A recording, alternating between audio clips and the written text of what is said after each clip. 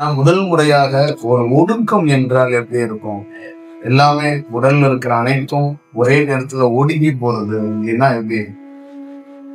சப்த நாடிகளும் அப்படியே ஒன்றாக உச்சி தலையிலிருந்து கால் வரைக்கும் எல்லாமே ஒன்றாக ஒடுங்குவது அப்படிங்கிற அந்த மாதிரி ஒரு ஒரு ஒரு எக்ஸ்பீரியன்ஸ ஒரு செயல் வடிவத்துல வந்து நம்ம வந்து புத்தகையாவை வந்து ஸ்டார்ட் பண்ணி புத்தர் வந்து முதல் முறையாக எங்க உரை நிகழ்த்தினாரோ அங்க பீக்கிட்டு வந்துச்சு. அவர் எங்க உரை அங்கன காசுக்கு பக்கத்துல நிகழ்த்தினாரோ அவருடைய ஞானம் பெற்ற இடத்துல ஸ்டார்ட் பண்ணி அவரு முதல் உரை நிகழ்த்தின அந்த இடத்துக்குள்ள ரொம்ப உச்சபட்ச அந்த செயல் வடிவத்தை இருந்துச்சு. இப்ப இது வந்து ஒரு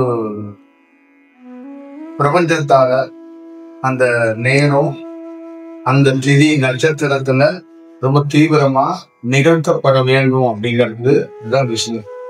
இதோடைய பொருள் என்ன அப்படின்னா, தியானம் பண்றவங்க ஒவ்வொருத்தருக்கும் தனிப்பட்ட முறையில சொல்றேன். நீங்க நிறைய தியானம் பண்றீங்க, நிறைய குருமார்களையோ நிறைய ஜீவ சமாதிகளையோ தனிப்பட்ட முறையில உங்க வீடுகள்ல உங்களுக்குள்ள ஏதோ ஒரு புரிதல் ஏற்பட்டு ஏதோ நான் தன்னை உணரணும், இறைவன் அடையணும், இறைவனை பார்க்கணும், ஜோதியை பார்க்கணும், அந்த மாதிரி ஒரு செயல் வடிவத்தை நிறைய பேர் பண்ணும்போது சமீபத்துல உங்களுக்குள்ள மனம் சலனப்படுது. உங்களுக்குள்ள சில சிரமங்களை நீங்க சந்திக்கிறீங்க. அப்ப சிரமங்களை சந்திக்கும் போதோ மனம் சலனப்படும் போது நீங்க என்ன வருத்தப்படுறீங்கன்னா, இறைவன் ஒருவேளை நம்மளை கைவிட்டுட்டாமோ, இந்த பிரபஞ்சத்தை விட்டு நம்ம விலகி நிற்கிறோமோ, நாம் செய்கின்ற தியானத்தில் ஏதோ ஒன்று விலை இருக்கோ, இல்ல இதெல்லாம் நமக்கு எப்படி கிட்டும்?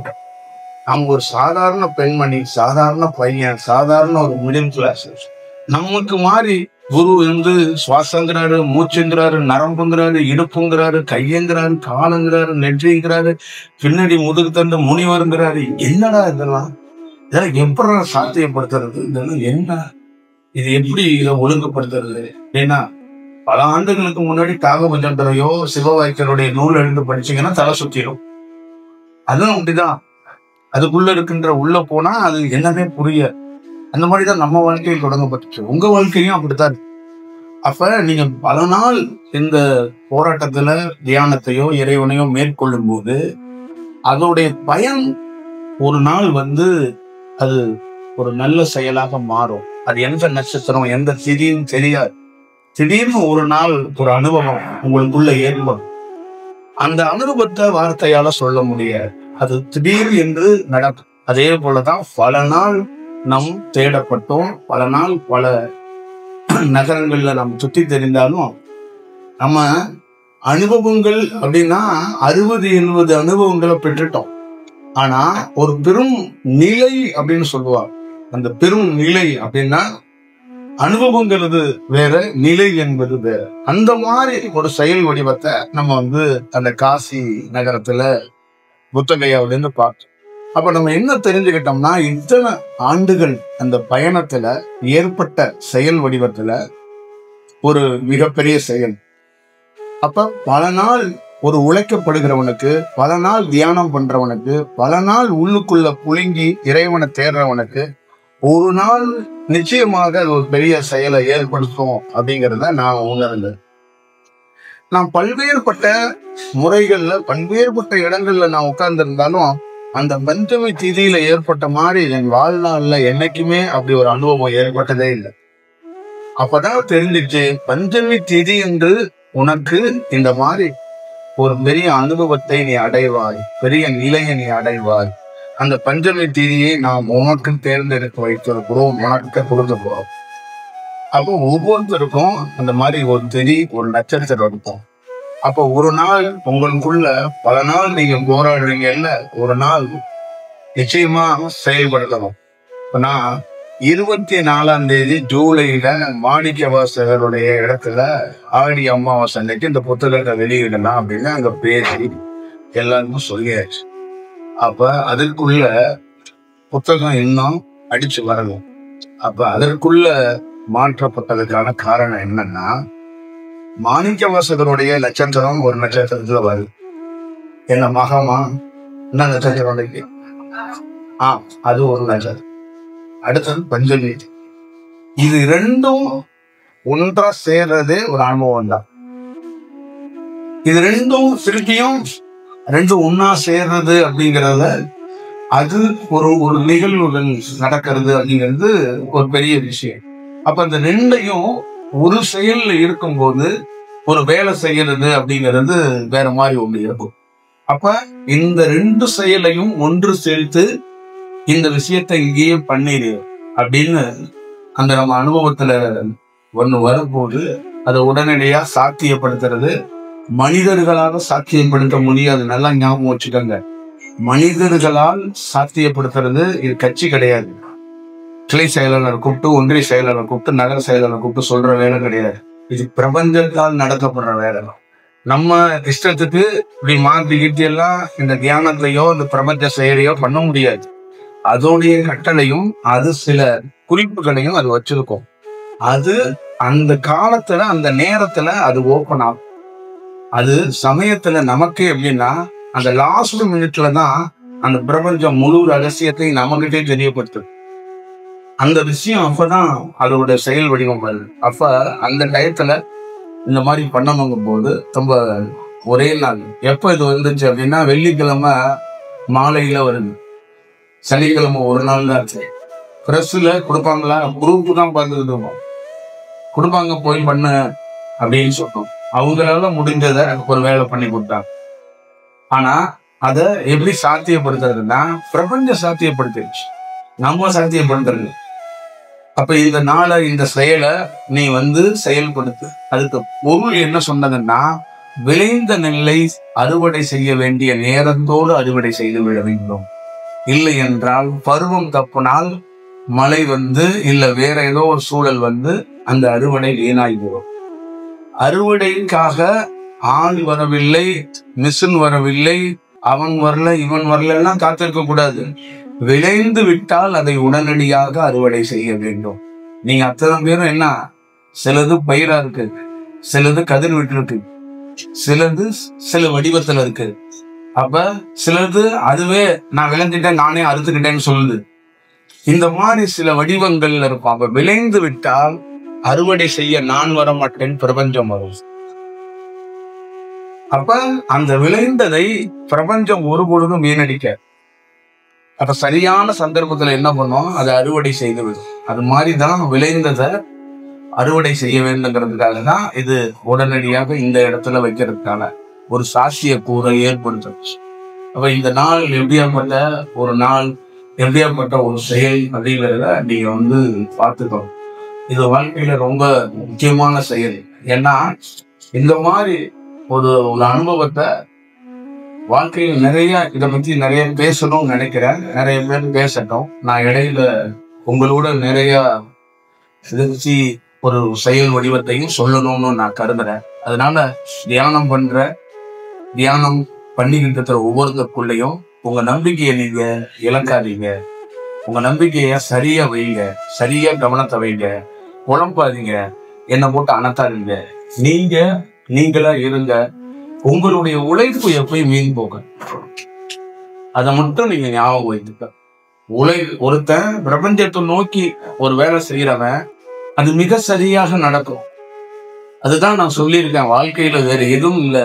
நீ உன் குடும்ப வாழ்க்கைக்காக என்ன வேணாலும் ஆசைப்பட்டுரு, ஆனா தியானத்துக்காக ஆசைப்படாத. இறைவனை அடையணும்னு மட்டும் ஆசைப்படாத. அங்க ஆசைங்கிற ஒரு வார்த்தைக்கே இடம் இல்லைங்கிறத தயவு செய்து அது உணர்ந்துக்கணும். ஆசைக்காக அந்த இறைவனை நாம் அடையவோ இறைவனோடு நாம் கலந்து விடவோ முடியாதுங்கிறத உணர்வுபூர்வமா நீங்க புரிஞ்சுக்கோங்க. அடுத்தது யாரு பேசுறாங்கன்னு பார்த்துட்டு நான் உங்களுக்கு பேசுறேன். இந்த மாதிரி ஒரு நல்ல சந்தர்ப்பத்தை அந்த பஞ்சமி தேதியோட உங்களோட இந்த விஷயத்த செய்யணும் அப்படின்னு நினைக்கிறேன். இந்த புத்தகம் சாதாரண புத்தகம் கிடையாது. தமிழ்நாட்டுல, இந்தியாவில், உலகத்துல நிறைய புத்தகங்கள் எழுதப்பட்டிருக்கு, நிறைய புத்தகங்கள் கிடைச்சிருக்கு. சமீப காலத்துல யோகி சுயசரிதை ஒரு நல்ல பெரிய தாக்கத்தை, பெரிய ஒரு விற்பனை ரீதியாகவும் பெரிய ஒரு இடத்தை கொடுத்துருக்கு. அது மட்டும் இல்லாம நிறைய புத்தகங்கள், பெரிய வேலைகள் பண்ணியிருக்கு. ஆனா எல்லா காலகட்டத்தையும் தாண்டி மாணிக்க வாசகர் எழுதிய திருவாசகமே எல்லாரோடையும் ஒரு சுவாசமாகவே நிறைய வீட்டுல கலந்துருக்கு. நாம பார்த்ததுல திருவாசகம் மாறி ஒரு ஒரு சுவாசமாகவே அது கலந்த இதனாலதான் அது உருகாதது யாரும் இல்லை அப்படின்னு சொல்லப்பட்டதுக்கு ரொம்ப முக்கியமானது. அப்ப அவருடைய செயல் என்னன்னா, மாணிக்கவாசகருடைய செயல் என்னன்னா, நான் இந்த உடலோடு இருந்து இந்த பூலோகத்தில் பணி செய்ய முடியாது, எனக்கு பதிலாக திருவாசகம் என்ற நூல் பணி செய்வேன். இந்த நூல் இருக்கும் இடத்தில் மாணிக்கவாசகன் இருப்பான், நடராஜ பெருமான் இருப்பார். தில்லையில இருக்கும் அன்பனும் எப்பொழுதும் இந்த திருவாசகத்தை கையில் வைத்திருக்கும் அருகிலே அவன் நடனம் புரிவான் என்பதற்காகத்தான் இதை மாணிக்கவாசகர் கொடுத்திருப்பார். அதை உணர முடியாம அதை இன்னும் நம்ம கூட தான் அவர் இருக்கிறாருங்கிறதுக்கு பல்வேறுபட்ட காரணங்கள், உணர முடியாதவங்க இருக்கிறார். அதுக்கு காரணம் அவங்க விழிப்போடையும் அந்த காலகட்டத்தை உணர்ந்து அவர்கள் பிரயாணிக்க வேண்டும். அதுதான் ரொம்ப முக்கியம். இந்த காலகட்டத்துல நீங்க எப்படி நினைக்கிறீங்கன்னு தெரியல, ஒரு சரியான சந்தர்ப்பத்துல சரியான நேரத்துல சரியான ஒரு இடத்துலதான் நீங்க நிக்கிறீங்க. ஆனா அதுல நிக்கிறதுல உங்களுக்கு சில பேருக்கு சில ஐயமோ சில குழப்பமோ, எவ்வளவு நேரம் நிற்போம் இல்ல எப்படி நிற்போம்னு தெரியாம நிக்கிறாரு. அது எனக்கு தெரியும்.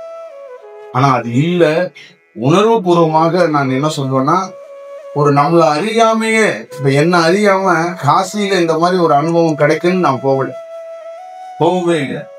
அங்க போனோம், அங்க ஒரு நிகழ்வுகள் நிகழ்ந்தது. அந்த மாதிரிதான் இந்த இடத்துல நீங்க நிற்கும் போது உங்களை அறியாமல் உங்கள் வாழ்க்கையில் ஒரு நிகழ்வுகள் நிகழ்ந்தே தீரும். அந்த நிகழ்வுகள் உங்கள் வாழ்க்கையில மறக்க முடியாத ஒரு எக்ஸ்பீரியன்ஸா இருக்கு. அதனால அதை நீங்க கொஞ்சம் அவசியம் பார்த்துக்கணும் அப்படிங்கிறதையும் நான் சொல்றேன். யார் பேசணுமோ அது பேசட்டும், அடுத்தது நம்ம அதை பற்றி என்னன்னு சொல்லுவோம். அதனால மாணிக்கவாசகருடைய இந்த நாள் என்பது எனக்கு ரொம்ப முக்கியமானது. ஏன் ரொம்ப முக்கியமானதுன்னு மீண்டும் சொல்லிடுறேன்னா, மாணிக்கவாசகர் நம்மளோடு ரொம்ப நெருக்கமானவர். அதனால அவரு நமக்கு ரொம்ப ரொம்ப நம்ம பார்த்த சில காட்சிகள்ல மாணிக்கவாசகர், அருணகிரி, பதஞ்சலி, இந்த மாதிரி இவர்களை நம் நேரடியாக தொடர்பு கொள்ளக்கூடிய அந்த வாய்ப்பையும், அவர்களோடு பயணிக்கக்கூடிய வாய்ப்பையும், அவர்களோடு வாழக்கூடிய வாய்ப்பையும் இறைவன் எனக்கு வழங்கி இருக்கிறான். நான் மாணிக்கவாசகர் பாடலில் பாடுறவன் இல்ல, மாணிக்கவாசகரோடு வாழ்பவன். அருணகிரிநாதருடைய திருப்புகளை பாடுறவன் இல்ல, திருப்புகளை பாராயணம் பண்றவன் இல்ல, அருணகிரிநாதரோட தினந்தோறும் வாழ்றவன். பதஞ்சலியோடைய எப்பொழுதும் பதஞ்சலியுடைய யோக சூத்திரத்திலிருந்து, பதஞ்சலியோட கலையிலிருந்து, பதஞ்சலியோடைய அனைத்து செயலிலிருந்தும், பதஞ்சலியோடைய நேரடியாக அந்த செயலிலிருந்துதான் நம்ம இந்த அனுபவத்தையும் இந்த செயலையோ பண்ணியிருக்கோம். பதஞ்சலின்னு ஒருத்தர் இல்லைன்னா நாம இல்லை. அப்ப பதஞ்சலியா உடைய பக்தனா சீடனா இல்ல, பதஞ்சலியோடைய நேரடியாக அவரோடையே பிரயாணிக்கக்கூடிய வாய்ப்புக்குள்ள இருக்கிறவனா இருக்கிறோம். அந்த மாதிரி ஒரு செயல் வடிவத்துக்குள்ள உங்களுக்குள்ளேயும் ஒரு பெரிய மாற்றத்தை, பெரிய வடிவத்தை நீங்க உருவாக்கிக்க போறீங்க. உங்களுக்கு நிறைய அடுத்தடுத்த இடத்துல சொல்றேன். நிச்சயமா ஒரு பெரிய வேலை நடந்திருக்கு, நடக்க போகுது, நடந்தே தீரும். அதுக்கான வழிமுறை இருக்கும். நான் சொன்னேன், வழக்கத்துக்கு மீறாக மாறி காவேரியில ஒரு எல்லா காலகட்டத்தோட இந்த முறை ஒரு நல்ல நீர் உருவாகும். நல்ல நீர் அதுக்கான ஒரு செயல் வடிவத்தை கிடைக்கும். இந்த முறை ஒரு வித்தியாசமான ஒரு அனுபவத்தை காவேரி கரையே பார்க்கதான் போகுது அப்படின்னு சொல்லியிருக்கிறேன். அதுக்கான முதல் வெள்ளோட்டை தான் காவேரியில நீர் நிறைந்து அதுல இருந்து வெளியேற ஒரு மிகப்பெரிய ஒரு செயல் வடிவத்தை துவங்கிறது. அது ஒரு மாற்றத்துக்குரிய இந்த நதியே என்னன்னா இந்த கால மாற்றத்தை அது சொல்ற விஷயமா தான் நான் கருதுறேன்.